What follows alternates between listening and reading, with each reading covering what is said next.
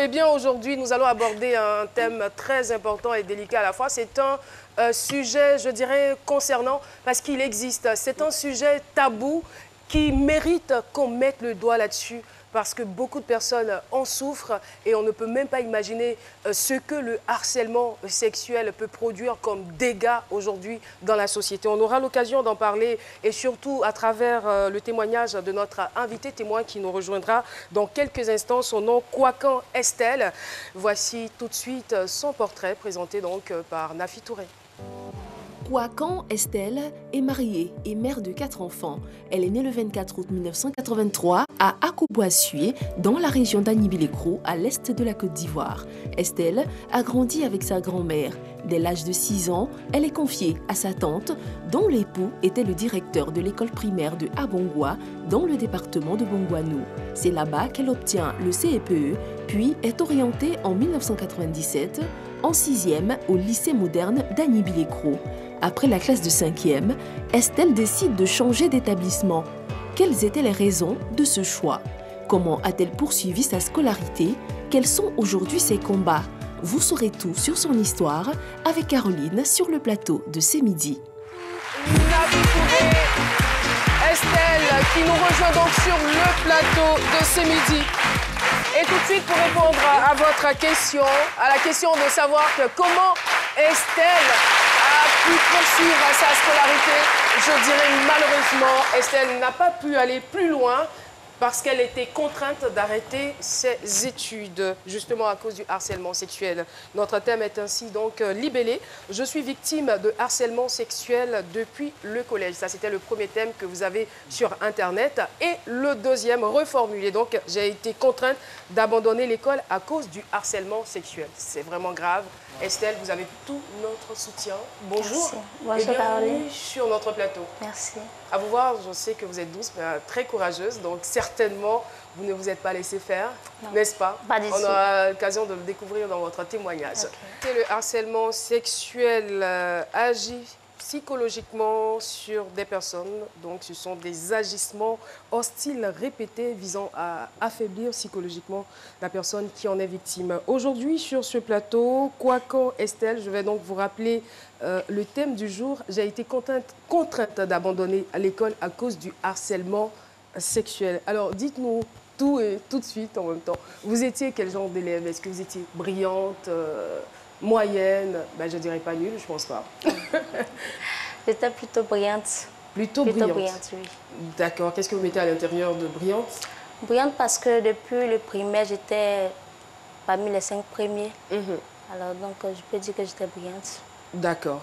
Donc, vous avez votre examen, vous arrivez au collège. Oui. Alors, la question, c'est de savoir à quel moment le problème du harcèlement est intervenu dans votre vie.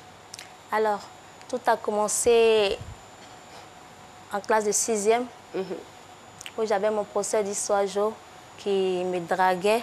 Vous avez quel âge? 14-15 ans. Ah, vous étiez quand même jeune? Oui, très jeune. Et physiquement aussi, parlant, on va y revenir. Physiquement parlant, vous étiez comment? Physiquement, moi, je pense que je n'avais rien du tout pour attirer un homme. J'étais vraiment très maigre, maigre, très maigre à l'école. Quand j'étais au lycée, j'étais très maigre et franchement, je ne comprends pas. Je ne sais pas pourquoi, mais physiquement, je ne peux pas l'expliquer. Oh, d'accord. Alors, votre prof d'histoire géo? Histoire géo et mon éducateur. D'accord, donc on va aller pas à pas. Comment est-ce que chacun a formulé, je ne sais pas, sa demande ou a manifesté L'éducateur m'a appelé dans son bureau, m'a fait savoir que j'étais sa petite protégée, qu'il allait prendre soin de moi. Si j'ai un problème... Sur quelle base? Je ne sais pas. D'accord. Je ne sais pas. Allez-y, continuez. Alors, qu'il allait prendre soin de moi. Si j'ai un problème à l'école, de passer le voir, de venir lui expliquer tout ce qui se passe. J'étais sa petite protégée, au fait. Donc, c'est comme ça que j'ai commencé les cours. Et après, il a commencé à me draguer. Je lui plais, il veut de moi, il veut rester avec moi, s'occuper de moi, prendre soin de moi, mes études, tout ça. Et je lui ai dit non, monsieur, pour le moment, je ne suis pas intéressée. Je vais d'abord aller à l'école, peut-être finir avant de... Mais est-ce que c'était un langage qui vous était étranger ou accessible? Je veux dire, parce que 14, 15 ans, vous avez un adulte qui vient vous faire des avances. Je ne sais pas, est-ce que vous êtes étonné parce que vous parlez posément et calmement comme si vous n'étiez pas surprise en fait? Ah non, je n'étais pas surprise. Je n'étais pas surprise. J'étais surprise à cause de son âge, parce qu'il était vraiment vieux. C'est quelqu'un qui pouvait avoir l'âge de mon papa. Oui, il était vieux. Il était vieux. Oui. Et son âge, c'est son âge d'abord qui m'a... Parce que j'étais vraiment toute petite et un vieux monsieur vient me voir pour me dire que je lui plais, il veut rester avec moi. Franchement, c'était... Sinon, les jeunes de votre âge vous draguaient déjà? Oui, j'avais déjà, oui, on m'avait déjà dragué, donc c'était pas... Voilà, c'était pas nouveau. Voilà.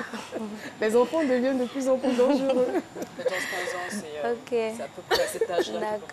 D'accord. Donc j'ai essayé de le jongler jusqu'à ce que l'année finisse. Donc j'étais en 6e 6. Oui, en 6e 6. Donc en temps normal, je devrais passer en 5e 6. Et je me suis retrouvée en 5e 5. Donc à la rentrée, je suis allée le voir pour dire, ah monsieur, pourquoi pas en 5e 6 et en 5e 5? Il m'a dit que non, c'est parce que j'avais ma copine, c'est elle qui est là, c'était ma meilleure amie.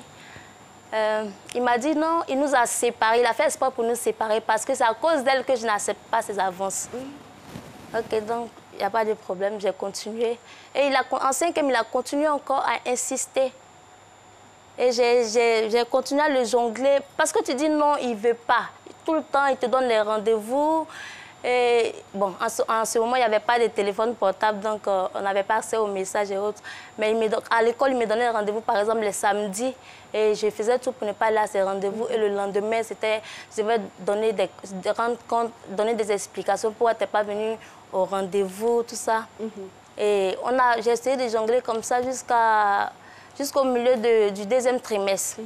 Et un jour, l'éducateur nous a dit, ma copine et moi, de venir chez lui pour faire le ménage, préparer tout ça pour lui. Bon, nous, on a fait ces payants au village. Donc, un professeur ou ton maître te dit, au village, on partait casser les fagots pour le maître, on partait nettoyer chez le maître, c'est normal. Donc, on grandit avec cet esprit-là. Alors, c'était normal d'aller chez l'éducateur. Mais vous n'avez pas eu peur? Est-ce qu'il y avait quelque chose? Est-ce que vous ne vous êtes pas dit, c'est un piège? Bon, non, je ne me suis pas posé la question parce que... La présence de votre ami vous rassurait peut-être? Oui, je partais avec mon ami, puisque je n'étais pas seule. J'étais avec mon ami, donc on est parti chez lui. On a fait le ménage, on a préparé et on a commencé à faire la lessive. Et il appelle ma copine pour dire, non, on va m'acheter un sac de charbon au marché. Alors que le marché est très loin de sa maison, très loin de sa maison. Et il n'y avait pas aussi les taxis, tout ça. Donc, je lui ai dit, non, on va aller acheter le charbon pour venir rapidement continuer. Il a dit, non, pour gagner du temps, reste. Toi, tu vas continuer à faire la lessive et elle va aller acheter le charbon. Alors, elle est partie. Et pendant que je faisais la lessive, il m'a appelé. Il était dedans là-bas, il m'a appelé. Afouah, il aimait bien m'appeler Afouah, un nom que je détestais d'ailleurs. Pourtant, c'est votre prénom et c'est très joli, je trouve. Mais bon, je n'aimais pas trop ça. Mais c'est lui seul qui avait... Ça a changé, hein? Oui, maintenant ça a changé. Je sens que je vais vous appeler Afouah sur ce plateau. D'accord. Donc, il m'a appelé Afouah, viens, il y a des habits ici, viens prendre, tu vas aller laver. Et je suis arrivée au salon, il a dit non, rentre. Ça y est, dans la chambre ici, viens prendre. Quand je suis rentrée dans la chambre, en même temps, il a bouclé la porte. Et il était déjà déshabillé, il était tout nu devant moi. Et là, vraiment, j'étais traumatisée. J'étais traumatisée, complètement bouleversée.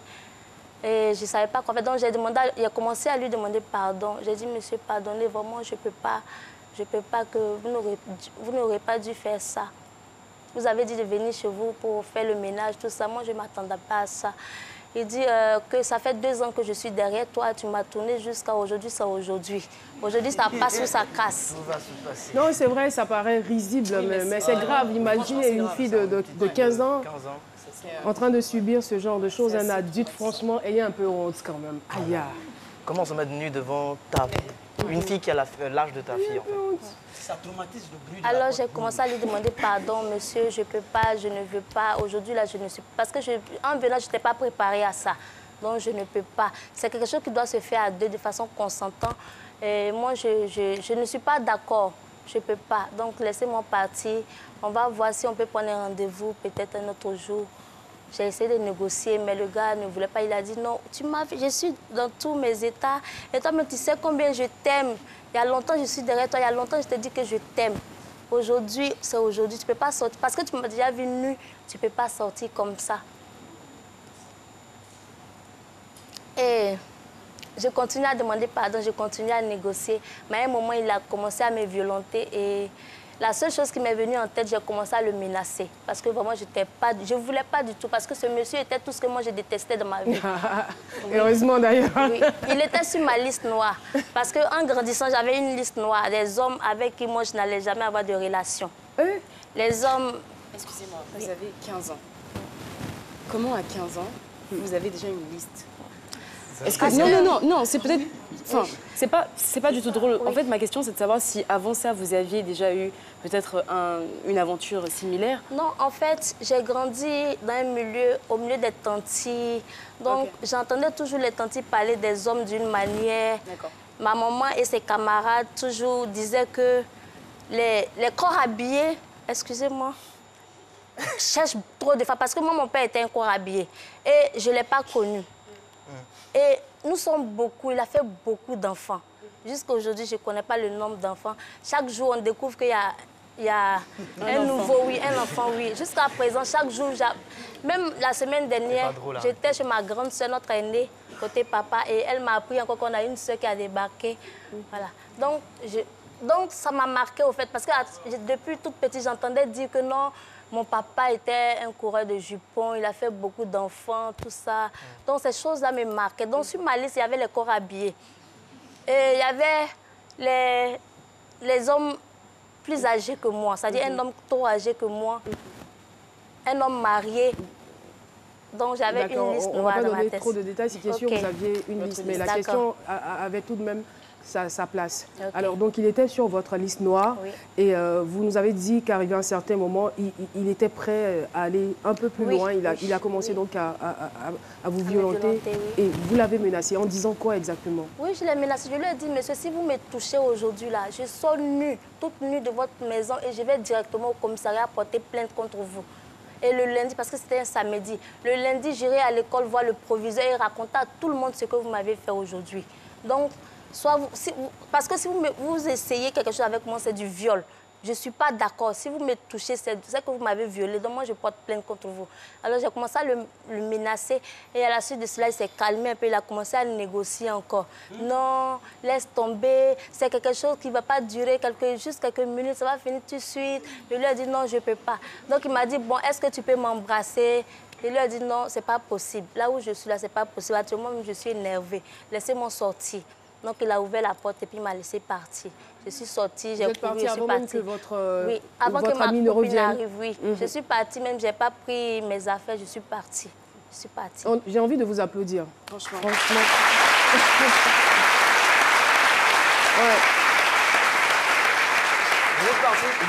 Vous êtes parti directement à la maison? À la maison, oui. Vous avez raconté la scène à votre maman ou à vos parents?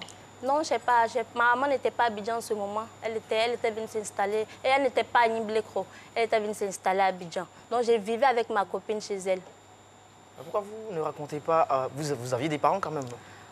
Vous étiez chez vos tuteurs, je me dis. Non, je vivais d'abord avec ma maman. En classe de 6e, je vivais avec ma maman. Elle faisait le commerce.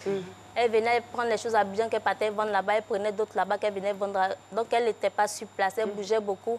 Et après, je me retrouvais seule. Donc, j'ai aménagé chez ma copine. Donc, je vivais avec ma copine. Mais en même temps, le harcèlement a commencé quand vous étiez en classe de 6e. 6e, oui. Vous avez eu les vacances et tout ça. Pourquoi est-ce que vous n'avez pas expliqué à votre mère ce que vous viviez? Parce qu'elle allait faire quoi? Non, mais quand même, ça allait... Bon, je ne pouvais pas. Avant, je ne pouvais pas en parler. En fait, j'en parle maintenant parce que maintenant, je suis une femme indépendante. Maintenant, je peux en parler ouvertement. Mais avant, je ne pouvais pas en parler. Ou même parce qu'il était vieux, pour un respect pour son âge aussi. Non, pas par respect. Non, pas par respect. Parce que moi, je ne le respectais pas. Un vieux qui me donne, je ne te respecte plus. Donc, vous aviez peur qu'on vous dise que ce n'est pas vrai? Oui, en fait, j'avais peur d'être jugée. Parce que ce genre de choses, une fois que tu commences à expliquer à quelqu'un, la personne commence à te juger. Genre, c'est ta faute. C'est ta faute. Qu'est-ce que tu allais faire chez lui? Voilà, qu'est-ce que tu as fait chez lui? On commence à te juger d'abord. Il ne suffit pas d'en parler, mais quand tu en parles, il faut trouver quelqu'un qui va trouver une solution à ton problème. Parce que tu vas t'expliquer, la personne va dire, oh, Yako, ces gens-là, ils sont mauvais. Et puis, c'est fini. Donc, il faut en parler pour trouver solution. En parler pour trouver solution, c'est ce que nous essayons de faire. Allez-y. Oui, préciser que vous avez une fille. Oui, j'ai une fille. Une fille qui a 9 ans environ. Oui, elle a 8 ans, elle aura 9 ans bientôt. Oui, dans quelques années déjà, elle sera exposée aux prédateurs. Alors, je veux savoir, à la lumière de votre propre expérience, comment vous gérez ça avec elle déjà? Comment Avec vous ma comptez fille. gérer ça avec elle? Oui. Ok, ça c'est une bonne question. Déjà, j'ai commencé à parler avec ma fille. Je discute beaucoup avec elle sans lui expliquer les choses, sans rentrer dans les détails, mais je parle beaucoup avec elle. Par exemple, souvent, je m'assois et je lui dis, elle s'appelle Anaya. Je lui dis, Anaya, si tu vas à l'école, que quelqu'un te touche, quelqu'un tape sur tes fesses, quand tu viens, il faut m'expliquer, il faut dire à maman, tu as compris. Donc, je lui parle de ce genre de choses. Si un garçon te fait ceci ou bien un tonton te fait cela, dis-moi. Et puis, ne t'assois jamais sur les pieds d'un tonton. En fait, je l'avertis dès maintenant. J'ai commencé à parler avec elle. C'est très bien. Alors, l'éducateur, merci beaucoup. Après donc cet épisode, quelle est devenue la nature de vos relations? Comment se comportait-il avec vous? Bon, j'étais devenue son ennemie à l'école. Il a commencé à me mener la vie dure à l'école. Parce qu'à notre temps, quand j'étais au lycée, c'est les éducateurs qui donnaient les notes de conduite. Voilà, donc parfois, ils pouvaient me donner 2 en conduite, comme si j'étais une délinquante. Sans justifier? Oui, sans justifier. Et il me menait la vie dure, au point où un jour, j'avais des exercices de mathématiques, parce que vraiment en maths, j'étais vraiment... Ça allait quoi? Non, ça n'allait pas du tout. Oui, ça n'allait pas du tout. Donc j'avais des exercices de maison que je n'avais pas fait à la maison. Et j'avais une heure creuse avant l'arrivée du professeur de maths. Alors je suis allée au second cycle chercher 2 jeunes hommes du second cycle pour m'aider à traiter mes exercices. Et l'éducateur était assis, parce qu'il surveillait tous mes gestes dans l'école. Il était assis dans son bureau et il m'a vu rentrer. Mais c'était de C'est l'obsession. pas possible. C'était vraiment de l'obsession. Il m'a vu rentrer avec les 2 jeunes hommes dans la classe. Il nous a suivis.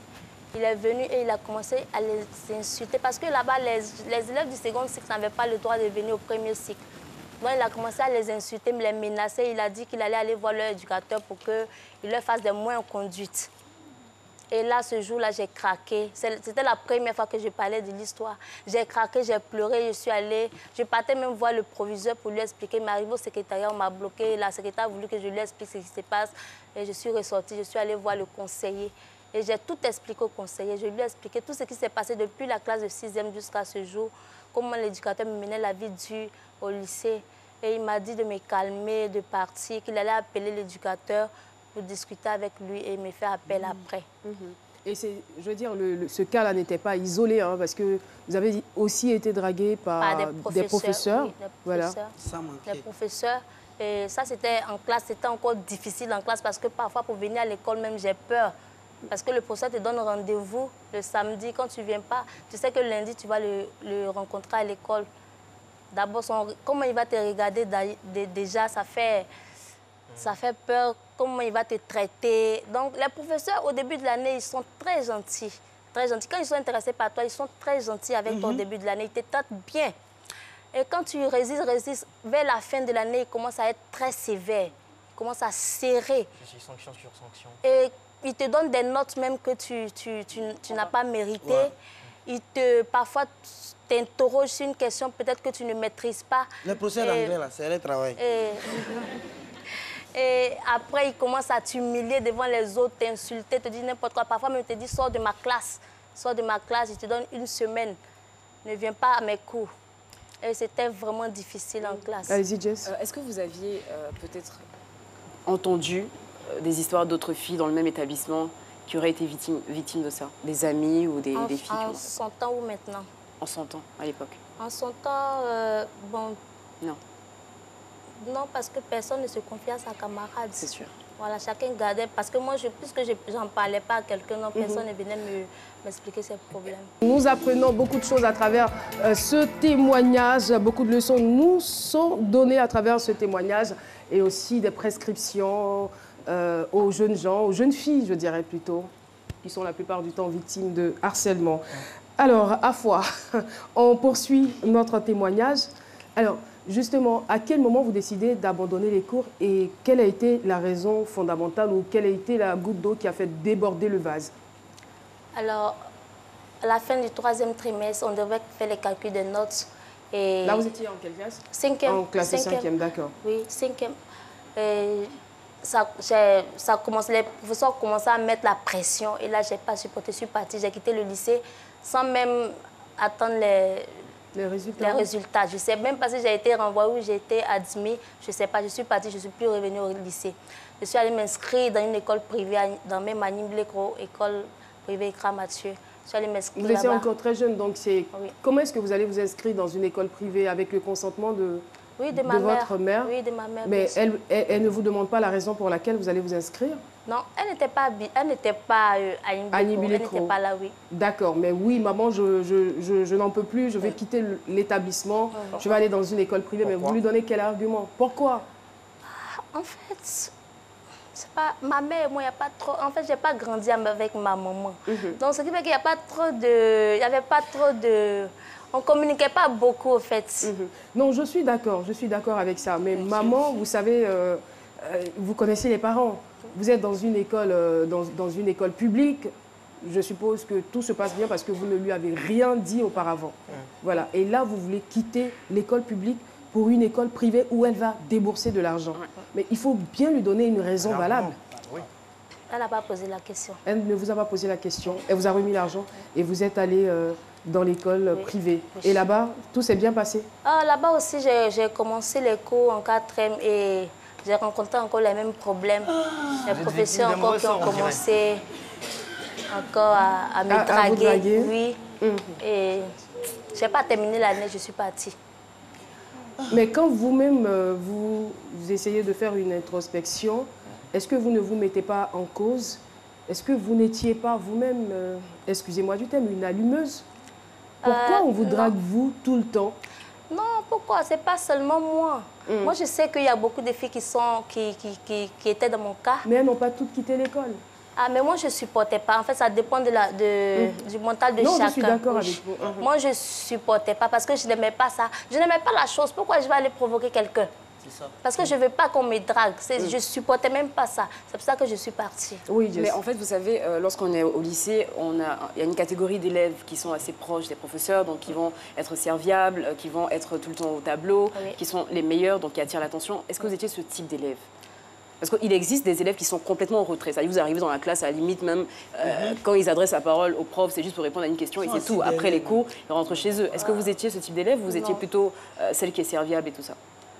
Oui, je participais beaucoup en classe. Je n'étais pas effacée du tout. Je n'étais pas effacée. Ok, ça marche.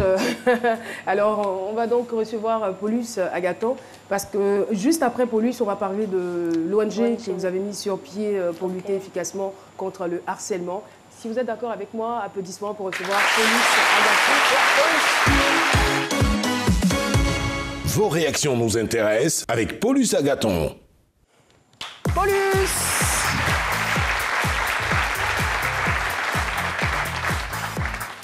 Alors... Oui, bonjour Caroline. Bonjour Paulus. Bonjour à toutes, bonjour à tous.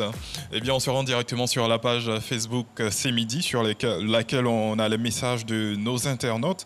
Et je commence avec le message de Tebili Gaspignaori. Il dit... Cette affaire, c'est trop compliqué. Nous, les enseignants, on est toujours accusés à tort ou à raison. Et dans le même sens, on a Edgar Josie Marmel qui dit vraiment, je trouve que c'est pas tellement clair. Et Caroline l'a évoqué tout à l'heure. Je me dis, est-ce que quelque part, dans votre manière de vous habiller, votre manière de vous comporter, il n'y avait pas quelque chose qui avait tendance à provoquer? Je peux répondre? Oui, oui.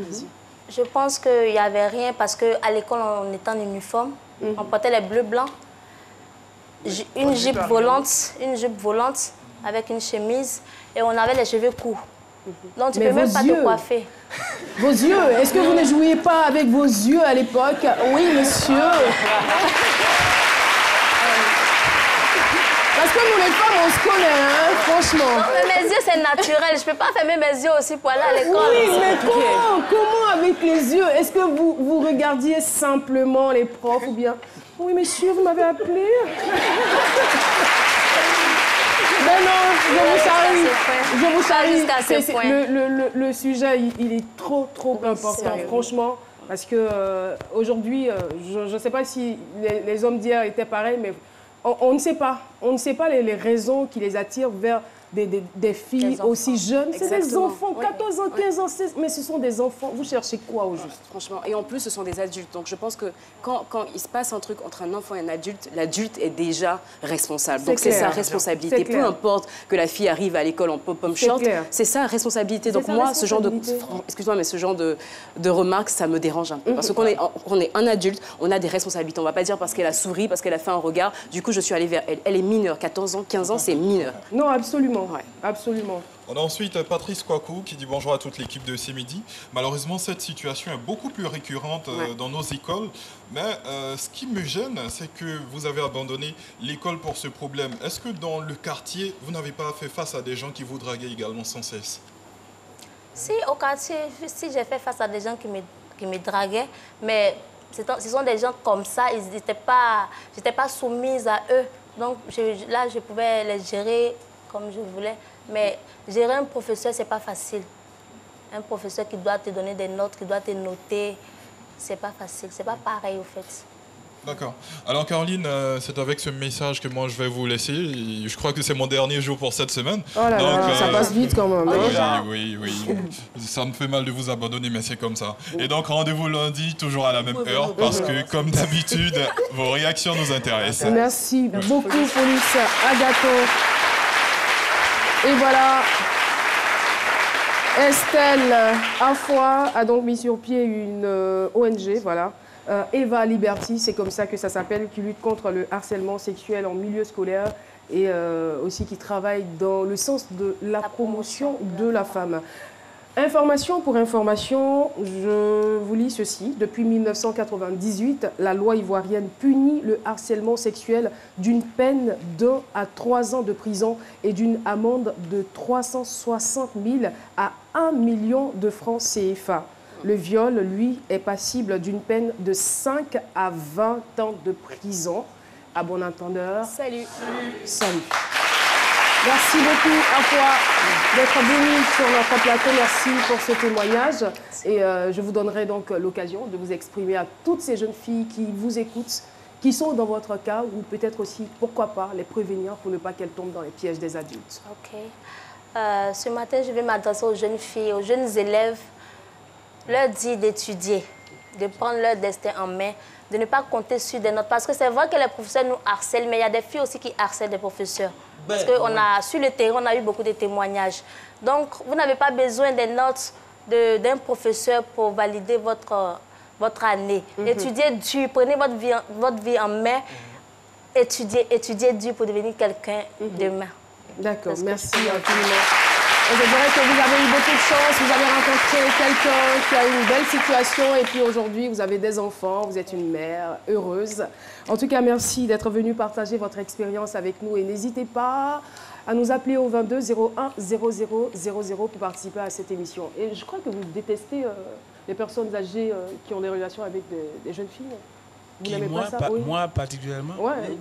Vous détestez ça? Bon, moi, je n'ai pas de jugement à porter ici, véritablement. Ce que je sais, non, je ne juge pas. Ce que je sais, c'est qu'à partir d'un certain âge, il est interdit d'avoir des rapports avec la femme. Merci. Et c'est condamné par la loi. Absolument. Tout à fait, c'est ce qu'on vient de dire d'ailleurs. Merci beaucoup. Le doyen Cassie.